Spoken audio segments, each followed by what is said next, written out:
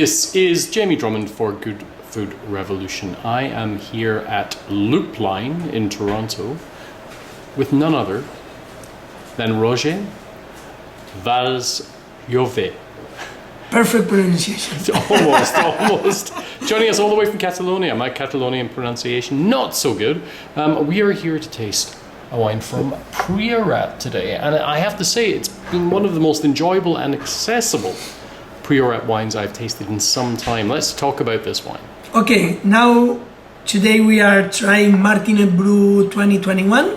Okay, and we love that vintage in Priorat because it was the last cooler vintage in our region.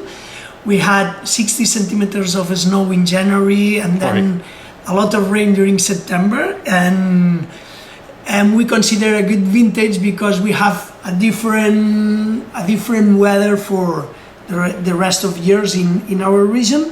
And then Martinet Brew, as you said, is a good red approachable Priorat wine because it's made, we are using grapes that are coming from 3 different vineyards, but the biggest one is located in the border between Priorat and Montsant appellation. Then we are getting the typical Falset Valley weather, but with our typical soils. It's black slate soil, we call it Licorella. Is the main characteristic in that wine, and the blend is mainly Garnacha, 50%, and 20-25% Carignana, and the rest is Syrah, and still have a little bit of Cabernet, and is a short maceration and fermented in cement tanks and large oak barrels.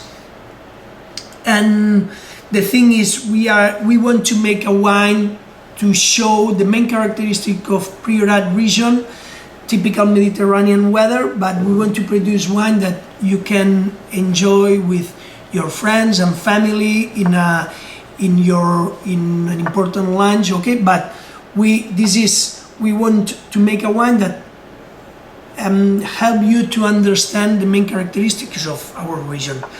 Priorat is a rustic area. Mediterranean red wines are rustic wines, and all of that rusticity is we are taking advantage to produce an approachable red Priorat wine. And this is also made with natural yeast, right? Yes, we never use commercial yeast. We are fermenting and aging wines always without sulfites, and we are adding just a little bit of sulfites before bottling. And yes, and is a completely artisan winemaking because we are not using any kind of technology. We are not controlling temperature. That's why we are saying it's an artisan winemaking because. Super. Now, where would you see this particular bottle of wine at the dinner table?